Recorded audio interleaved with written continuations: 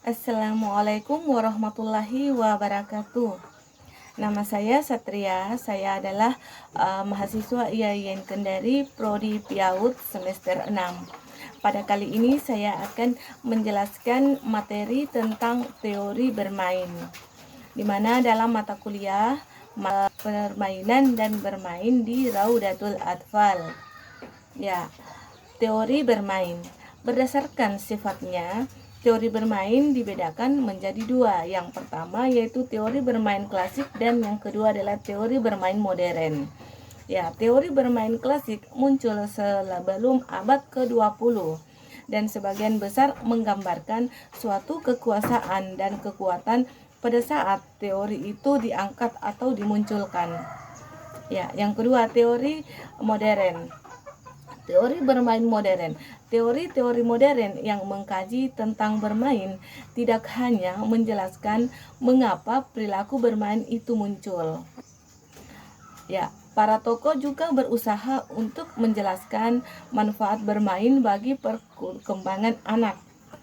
Ya, menurut pandangan dari para pakar biologi dan psikologi, teori klasik dibedakan meliputi yang pertama yaitu teori rekreasi atau pelepasan, yang kedua teori teologi atau pembawaan, yang ketiga adalah teori sublimasi, yang keempat teori rekapitulasi, evolusi atau reinkarnasi, yang kelima adalah teori surplus energi, dan yang keenam adalah teori Bohler. Ya, yang pertama, di sini saya akan menjelaskan tentang teori klasik yang pertama yaitu teori rekreasi atau teori pelepasan yang mana dipelopori oleh Lazarus dan Scalar. Bermain merupakan kegiatan yang berlawanan dengan kerja dan kesungguhan. Bermain merupakan imbangan antara kerja dan dengan istirahat. Ya, orang yang merasa penat akan bermain dan berekreasi untuk mengadakan pelepasan agar kesegaran jasmani dan rohaninya segera kembali. Ya, yang kedua, teori teologi atau pembawaan yang mana dipelopori oleh Gross dan Rules. Ya, permainan merupakan kegiatan yang mempunyai tugas biologis yang akan digunakan oleh manusia untuk mempelajari fungsi hidup. Ya, untuk mempelajari fungsi hidup, penguasaan gerak, rasa ingin tahu, persaingan sebagai persiapan hidup manusia yang akan datang. Ya, seseorang bermain bukan hanya masih muda, tetapi melalui bermain seseorang akan menjadi awet muda. Ya, yang selanjutnya yaitu teori sublimasi yang dipelopori oleh Clapatade. Ya, permainan bukan hanya merupakan kegiatan untuk mempelajari fungsi hidup atau growth, tetapi juga merupakan proses sublimasi atau menjadi mulia, lebih tinggi atau lebih indah. Melalui bermain, seseorang yang memiliki insting atau naluri yang rendah akan belajar untuk berubah dan meningkatkannya menjadi perbuatan dan tindakan yang lebih baik atau lebih tinggi. Ya, selanjutnya rekapitulasi. Teori rekapitulasi atau evolusi atau reinkarnasi yang dipelopori oleh Hal. Ya, permainan merupakan kesimpulan dari masa lalu atau anak akan bermain permainan yang pernah dimainkan oleh nenek moyang atau orang-orang sebelumnya, serta pertumbuhan jiwa manusia yang wajar haruslah sampai pada pertumbuhan yang sempurna. Ya, yang selanjutnya yaitu teori surplus energi atau yang dipelopori oleh Hans Spencer, bahwa surplus atau kelebihan tenaga yang dimiliki oleh seseorang atau yang belum digunakan atau masih tersimpan akan disalurkan atau dikeluarkan melalui aktivitas bermain atau permainan. Surplus atau kelebihan tersebut meliputi kelebihan energi, kelebihan kekuatan hidup, kelebihan emosi, dan vitalitas.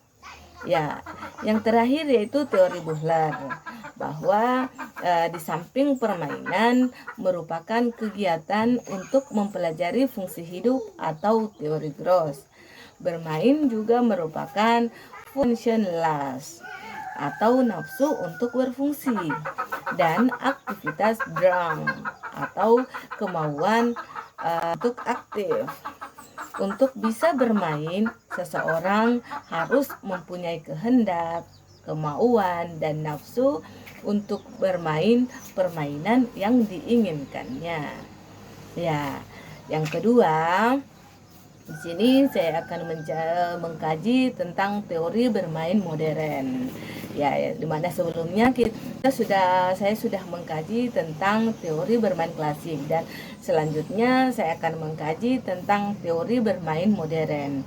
Ya, yang mana teori bermain modern ini dibagi menjadi 4. Yang pertama, teori psikoanalisa yang dipelopori oleh Sigmund Freud. Yang kedua, teori kognitif yang mana dipelopori oleh Piaget dan Vygotsky. Yang ketiga, teori belajar sosial, dan yang keempat yaitu teori konversasi.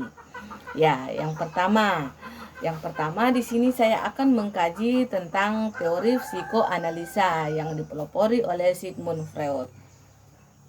Ya, bermain merupakan media atau sarana atau alat atau cara untuk mengeluarkan atau melepaskan emosi-emosi dari dalam diri.